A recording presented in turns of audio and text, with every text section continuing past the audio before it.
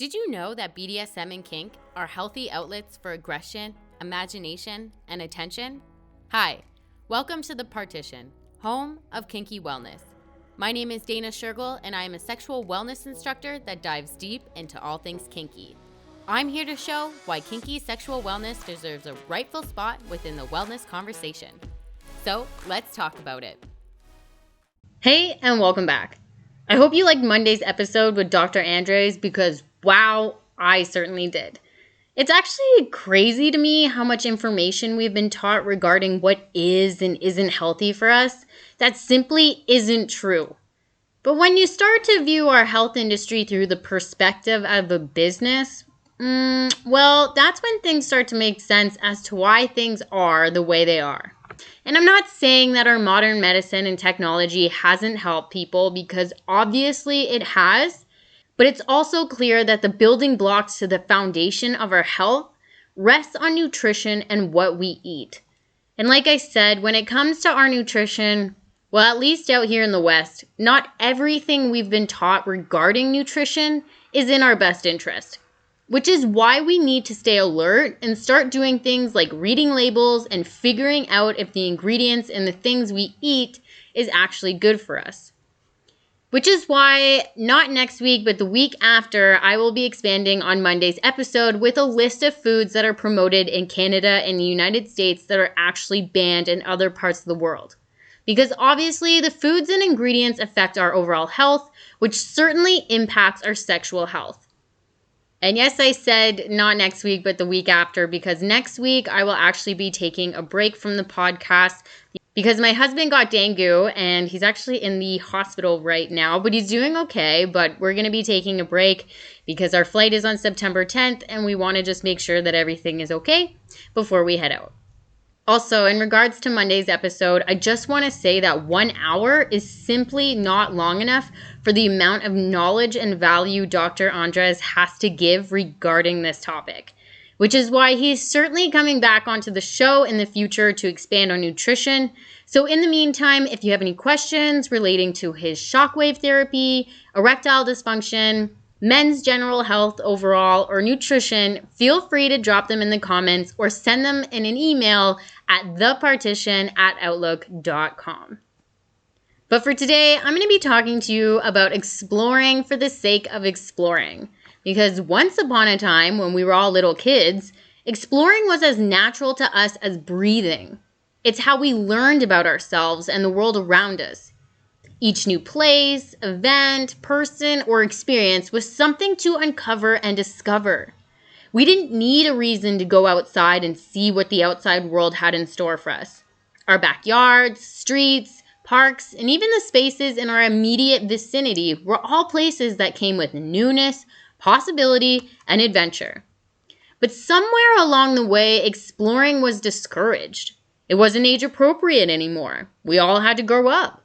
Instead of playing outside, we needed to study, do chores, get jobs, and eventually our time to explore got replaced with unrelated, less creative things. In a weird way, it's like we all grew up in the movie The Truman Show, and for those who have never seen the film, it's a movie starring Jim Carrey about a man who literally was bought by a television channel at birth, and this TV channel films his entire life for a reality show, except Truman is not aware of this. So in order to keep him within his town, which is really a big giant TV set, there's key points throughout his entire life where he is repetitively discouraged from traveling, going to new places, and ultimately exploring. And at one point, even one of his teachers says something along the lines of, well, everything has been discovered, so there's no point. But also, even if you took away the outside influences, when it comes to us humans, we tend to have this habit to always need a reason to do something. We need a why, or to find an answer, to know everything before we take the leap, to ask a million questions, to be so fucking sure we know what's on the other side of any decision we make. But when it comes to exploring, we don't need any of those things. We don't need a why, and we certainly don't need to have all the answers. Exploring is about discovering, and we should be doing this not only for the sake of exploring, but for the sake of the unknown adventure you can stumble upon, for the sake of newness, for the sake of our sanity. Now, for some people, they were kicked off the path of exploring due to repressive cultures, unapproval from family, or just negative circumstances in general. But for many of us, we weren't kicked off the path of exploring in one moment or one event. It was slowly chipped away through fear and discouragement, in my opinion, predominantly through our learning environments, just like with Truman. We have been cornered into thinking of our future as if we are supposed to know all the answers during our adolescence, and we get bombarded with questions like, well, what are you going to do with your life? And apparently we're not allowed to say, I don't know. And with this insane pressure, there isn't enough room or even a chance to say, I don't know. Let me go explore the world and myself and I'll get back to you. But the problem is when we have been so discouraged to explore our external world, it becomes even harder to explore our internal world, which of course is ourselves. And for some, they don't even realize that exploring internally is even an option. So in my opinion, the first step to regain our ability to explore is we first need to give back permission to do it. So the first thing you really need to do to regain your ability to explore is you first need to give back permission to yourself to even do it. Getting permission to explore isn't something we can get from someone else. Yet it seems like many of us are still waiting around for someone to give us permission to do that. Yes, I am aware that we have been taught to wait, sit still, raise your hand, and ask if you can even go to the bathroom, but these not so little things that we have been taught in our childhood are brought into our adulthood, and they integrate into our daily behaviors without us even realizing it. So although many of us would like to think we are free to do what we want, because of these not so little things that we've been taught, we've created this imaginary chain on things that were once free, like exploring. So go ahead and tell yourself it's okay to venture into new things that you don't have all the answers to. It's liberating when you do, and even scary. But feeling scared is just an emotion. It isn't real. And I want you to remember that there's a real difference between not doing something because you are scared versus not doing something because it's dangerous and unsafe, or if you're not qualified. So even if you're feeling scared, if there's a little voice inside of you saying, hey, I want to try this, I want to explore this, I want to test this out, and I want to see what happens, do it. The pain of regret for not doing something is certainly more painful than exploring it and realizing you don't actually like it. This is also called learning. If we don't try new things, we don't learn. And learning is something that we can never stop doing. You know, we all know someone who stopped learning. Whether they stopped at 18, 25, 35, 45, whatever, it doesn't matter. But think of that person. Hold them in your mind. Are they stuck? Do they think they know everything? Do they exhibit low self-esteem? Now, really, there's plenty of reasons why someone chooses to stop exploring and learning. Some people get comfortable with their routine and want to stay within their comfort zone. Some people are unwilling to see their flaws. Some people just feel so insecure that it causes them to only do things that they know they can succeed at because they don't want to risk failure in front of others. But people who do not learn become irrelevant. The world is always changing, so we should too. But that doesn't mean it needs to be dramatic or extravagant. Learning and exploring just gives us a fuller life with more memories and experiences. And this applies to our sexual exploration too. We can dip our toes into something and see where it leads. But when it comes to our sexual exploration, we tend to freeze. Common thoughts start to swirl around this narrative of, will I be judged? Is what I want to do normal? Or we worry how our partners will receive it. And in a lot of cases when this happens, we're not really sure who to talk to or turn to. And I get it. Sexual exploration is probably one of the scariest things we do because of how much vulnerability is required from us. But if we don't step out of the box, how will we know what we like and don't like? Maybe you are someone who had a situation where a parent or a sibling walked into your room while you were masturbating, which made you automatically associate negative feelings around touching and exploring yourself. But exploring our body is part of sexual exploration. And you need to understand that one awkward moment shouldn't derail a lifetime of pleasure. Sex has plenty of, quote, awkward moments. It's kind of part of the package. Or maybe you're on the flip side of that coin and you were raised with the message that masturbation is bad and harmful for you. But this message is a destructive and suppressive tactic that only wants to control what you do with your body. Honestly, if there's anyone who's allowed to touch your body, it's you. For decades, sex has been dictated to us to fit within such a small box. And this small box was designed to not have any room for exploration. But you need to do yourself a favor and break out of that box in the name of your health. Because when we take away such a vital channel of self-exploration, we miss the chance to expand our current reality. Life is not black and white, and our sex life is certainly no different.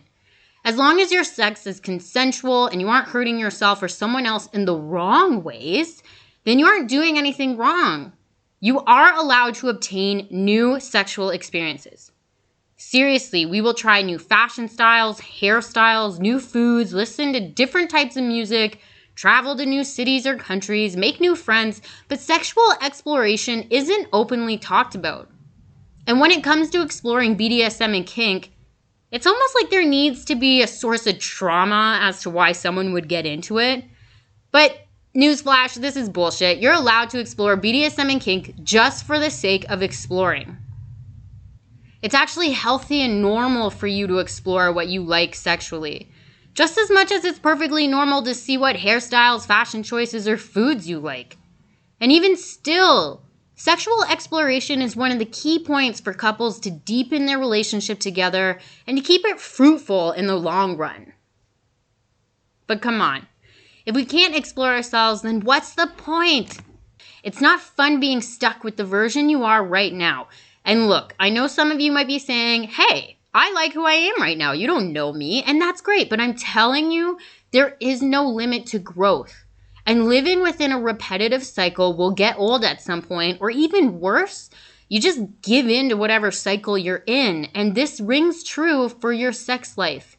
Exploring is what keeps life interesting.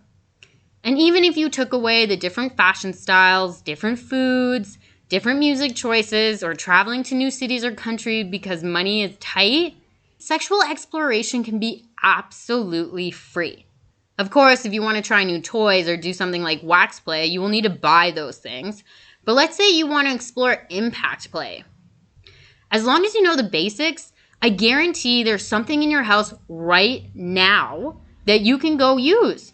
As long as it has a flat back, no sharp or jagged edges that can cut you, and is sturdy, then hey, that sounds like a paddle to me, right? Sexual exploration doesn't need to be complicated. We don't need to overthink it. It's something that can happen organically if we just let ourselves flow naturally to what we are feeling inside. But there is one major thing you need to know when it comes to sexual exploration. Overall, sexual exploration can show you many, many, many good things about yourself.